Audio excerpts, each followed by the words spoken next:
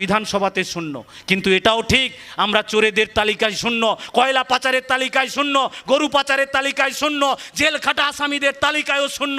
আর এই শূন্যের জন্য আমরা গর্ববোধ করি। কমরেড সভাপতি এবং মঞ্চে উপস্থিত আছেন আমাদের পার্টির নেতৃত্বগণ, আমাদের এই এলাকার আমাদের কর্মী সমর্থক দরদি বন্ধুগণ এবং এই বাজার এলাকার স্থায়ী অস্থায়ী দোকানদার বন্ধুগণ, পথচলতি মানুষজন, যতদূর পর্যন্ত আমাদের মাইকের কথা শোনা যাচ্ছে, যারা যেখানেই দাঁড়িয়ে আমাদের মাইকের কথা শুনতে পাচ্ছেন, আমার মায়েরা, বোনেরা, ভাইয়েরা, বন্ধুরা, অভিভাবক সবাইকেই আমাদের পার্টির পক্ষ থেকে সংগ্রামী অভিনন্দন, ধন্যবাদ, লাল সালাম এবং কৃতজ্ঞতা জানাচ্ছি।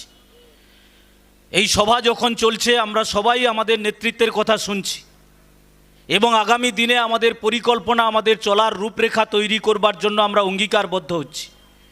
আমরা আপনাদের কাছে এইটুকু আবেদন জানাতে চাই, একটা অস্থির পরিস্থিতির মধ্যে দিয়ে আমরা চলছি।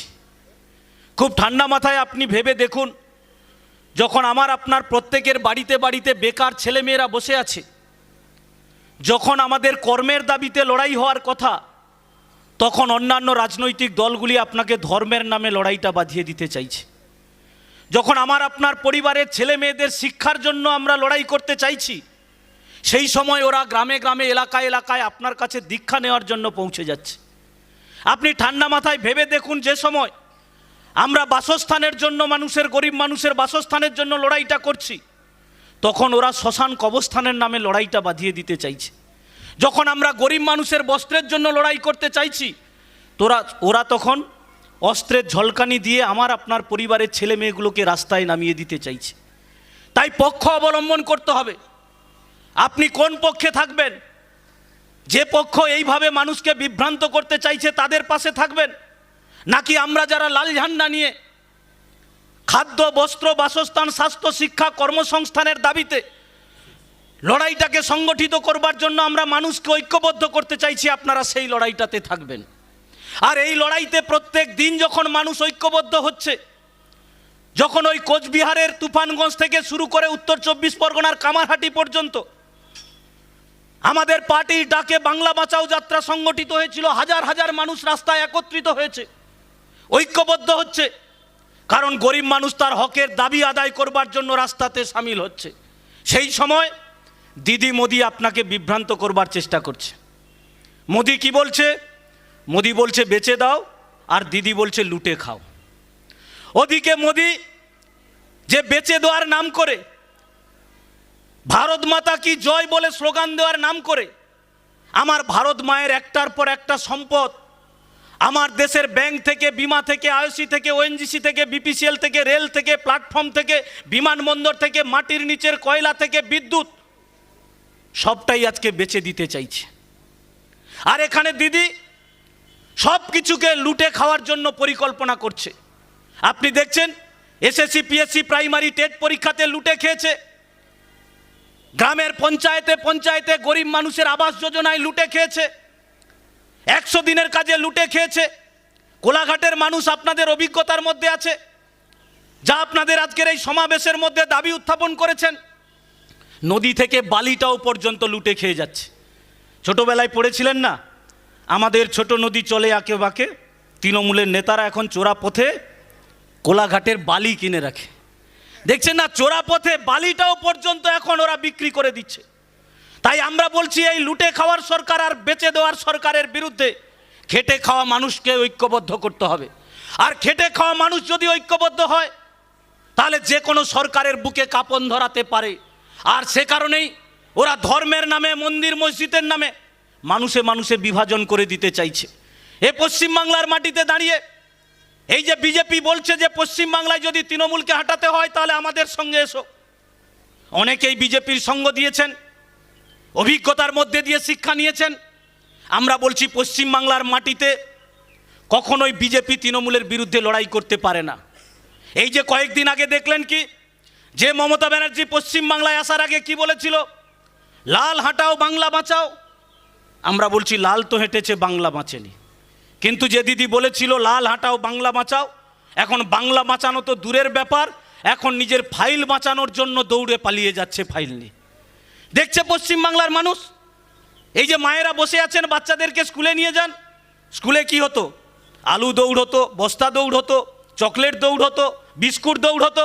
পশ্চিমবাংলায় এখন ফাইল দৌড় হচ্ছে। দিদি ফাইল নিয়ে পালাচ্ছে এখন, দেখছেন তো। পাশে দাঁড়িয়ে একজন বান্ধবী তার বন্ধুকে বলে রাখতে হলে আগলে রাখো, পেরিয়ে শত মাইল, যেমন করে আগলে রাখে সবুজ রঙের ফাইল। যেমন সবুজ রঙের ফাইলটাকে দিদি কি সুন্দর করে আগলে রেখেছে। একদিকে দেখছে কি মোদি যেখানে কেন্দ্রে বসে আছে বিজেপির সরকার, তারা সিবিআই ইডি পাঠিয়েছে, সিবিআই ইডি ফাইল নেওয়ার জন্য একদিকে ঢুকছে, আর এদিকে ফাইল নিয়ে দিদি পালিয়ে যাচ্ছে। আর সিবিআই ইডির কর্তারা তারা দাঁড়িয়ে আগুল চুষছে। আপনার মনে হয় এই বিজেপি তৃণমূলের বিরুদ্ধে লড়াই করবে? আমরা বলি না, শুধু এই ফাইলের মধ্যে কি আছে। এ রাজ্যের মাটিতে কয়লা চুরি, বালি চুরি, গরু চুরি থেকে যত চুরির কাণ্ড, তার ইতিহাস রয়েছে। এর বিরুদ্ধে যখন সিবিআই ইডি তদন্ত হচ্ছে, লোক দেখানো তদন্ত। কারণ কি? কারণ তলায় দিদি মোদি সেরে রেখেছে মিটিং, দিদি মোদি সেরে রেখেছে মিটিং। ইডির হানা লোক দেখানো, সেটাও আবার দিদি মোদির সেটিং, সেটাও কিন্তু দিদি মোদির সেটিং না হলে আপনি একবার তাকিয়ে দেখুন পেছনের দিকে। এই রাজ্যের মাটিতে যখন সারদার কেলেঙ্কারি হয়, যখন গরিব আমানতকারীদের টাকা লুট হয়ে গেছিল, যখন যে বাংলার মাটিতে মমতা ব্যানার্জিকে সততার প্রতীক হিসেবে হোর্ডিং ছিল, সেই হোর্ডিংগুলো পাল্টে দিয়ে বাংলার মানুষ যখন সারদার প্রতীকের নামে হোর্ডিং দিল, তখন অমিত শাহ আর এই নরেন্দ্র মোদীরা কি বলেছিল? যে গরিব আমানতকারী টাকা ফেরাবে, সারদায় যারা চুরি করেছে, লুট করেছে, তাদের শাস্তি হবে। কতকাল পেরিয়ে গেছে, সারদায় আমানতকারী মানুষ এখনো পর্যন্ত টাকা ফেরত পায়নি। তারপরে রোজ ভ্যালি হলো, তারপরে নারদকাণ্ড হলো, সবটাই কিন্তু সিবিআইডি তদন্ত করলো, একটাও ফল পেলেন না। তারপরে এসএসসি পিএসসি প্রাইমারি টেট পরীক্ষাতে একইভাবে সিবিআইডি তদন্ত হলো, তার কোনো ফল আপনি পেলেন না। তারপরে আপনি দেখলেন কয়লা চুরি, বালি চুরি, গরু চুরি থেকে শুরু করে 100 দিনের কাজের টাকায় লুট, আবাস যোজনায় টাকা লুট, মিড ডে মিলের টাকা লুট, এই যে সমস্ত লুটগুলো হলো, সেই লুটের বিরুদ্ধেও সিবিআইডি তদন্ত হলো। কেন্দ্র থেকে অনেকগুলো টিম এলো, তারা এলাকায় গ্রামে গেল, কিন্তু তারও আপনি কোনো ফল দেখতে পেলেন না। এরপরেও মনে হয় যে পশ্চিমবাংলার মাটিতে তৃণমূলের বিরুদ্ধে বিজেপি লড়াই করবে। আরে লড়াই যদি বিজেপিকে করতে হয়, তাহলে ওদেরকে এত মিটিং মিছিল করতে হবে না, মোদি অমিত শাহকে ডেলি প্যাসেঞ্জারি করতে হবে না পশ্চিমবাংলাতে।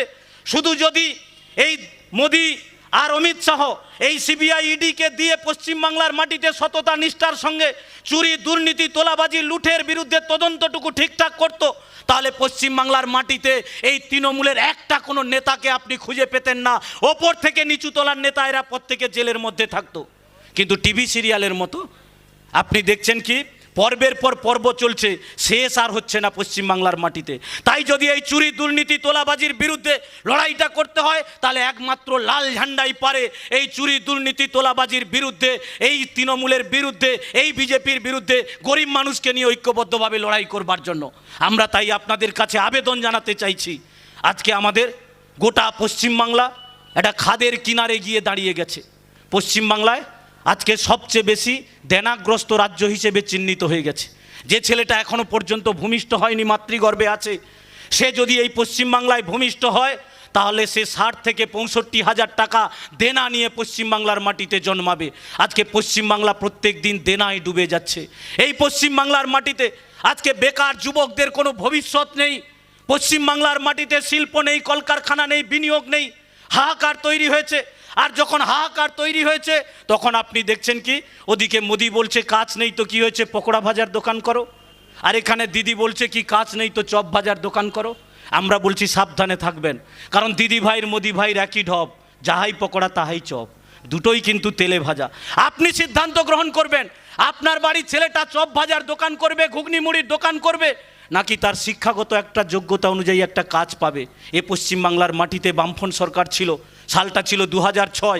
এ রাজ্যের মাটিতে মুখ্যমন্ত্রী বুদ্ধদেব ভট্টাচার্য, যে বুদ্ধদেব ভট্টাচার্য এই পশ্চিমবাংলার মাটিতে কৃষির ভিতের ওপর দাঁড়িয়ে শিল্পায়ন ঘটানোর জন্য আহ্বান জানিয়েছিল। কৃষি আমাদের ভিত্তি হবে আর শিল্প হবে আমাদের ভবিষ্যৎ। পশ্চিমবাংলা কৃষিতে এগিয়েছে, শিল্পতে এগোতে হবে। কারণ প্রত্যেক দিন ITI পাস করা, পলিটেকনিক করা, ডিপ্লোমা করা, এমটেক করা, বিটেক করা, মাস্টার ডিগ্রি করা হাজার হাজার ছেলে মেয়ে যারা স্কুল কলেজ ইউনিভার্সিটি থেকে বেরোচ্ছে, তাদের দুহাতে কাজ দিতে হবে। তার জন্য এই বাংলার মাটিতে বামফ্রন্ট সিদ্ধান্ত নিয়েছিল, বুদ্ধদেব ভট্টাচার্যেরা স্লোগান দিয়েছিল, কৃষি আমাদের ভিত্তি আর শিল্প আমাদের ভবিষ্যৎ। পরিবর্তনের পর তৃণমূল ক্ষমতায় এলো, তৃণমূল এসে বলে এ স্লোগান দেওয়া যাবে না। বামফ্রন্ট স্লোগান দিয়েছিল কৃষি আমাদের ভিত্তি, শিল্প আমাদের ভবিষ্যৎ। তৃণমূল স্লোগান দিচ্ছে কি, বলে চিটফান্ড আমাদের ভিত্তি আর তোলাবাজি হচ্ছে আমাদের ভবিষ্যৎ। আপনি দেখুন দলটাকে। আবার কেউ তো বলছে, বলে না দাদা এ স্লোগানটা হবে না, এখন পাল্টে দিয়েছে। কি বলছে, বলে চুরিটা আমাদের ভিত্তি আর জেলটা হচ্ছে ওদের ভবিষ্যৎ। আপনি দেখুন একের পর এক নেতা। পশ্চিমবাংলার মাটিতে মানুষ 34 বছরের একটা সরকারকে দেখেছে, একজনও নেতার নাম বলতে পারবে বামফ্রন্ট সরকারের জামানায় যারা চুরির দায়ে জেলে গেছে পশ্চিমবাংলার মাটিতে? আমাদের নিন্দুকেরাও সে কথা বলতে পারবে না। এতদিন আমার আপনার অভিজ্ঞতা কি, পাড়া চোর ছ্যাঁচোর বদমাস যারা তারা জেলে থাকে। তৃণমূল কংগ্রেস ক্ষমতায় আসার পর আপনি বুঝতে পারলেন পশ্চিমবাংলার মাটিতে নেতা মন্ত্রীরাও জেলে যায়। আজকে দেখছিলেন যে পার্থ চ্যাটার্জি চুরির দায়ে আজকে জেলে ছিল, সে আবার ছাড়া পেল। তারপরে জ্যোতিপ্রিয় মল্লিক, তারপরে মানিক ভট্টাচার্য, তারপরে কালীঘাটের কাকু, তারপরে অনুব্রত মণ্ডল, কত নাম বলবো। একের পর এক নেতারা জেলে গেল। এরা বুঝলো কি না, বাংলার মানুষও বিশ্বাস করলো এবার বুঝি শাস্তি হবে। কিন্তু কি দেখলেন, একের পর এক নেতা, নির্বাচন এলো, নির্বাচনের ঠিক আগে সবাই জেলের বাইরে বেরিয়ে এলো। তার মানে কি, নির্বাচনের আগে ইডি আর নির্বাচনের পর হাসে দিদি।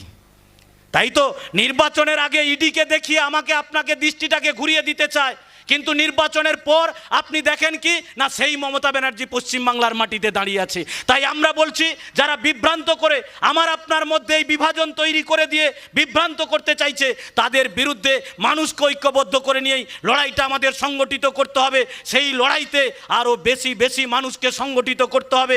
গ্রামের মানুষ সংকটের মধ্যে আছে, পঞ্চায়েতে পঞ্চায়েতে তৃণমূল লুটে পুটে খাচ্ছে, তৃণমূল পঞ্চায়েতে পঞ্চায়েতে লুঠের আখড়াতে পরিণত করেছে, ঘুঘুর বাসা বেঁধেছে।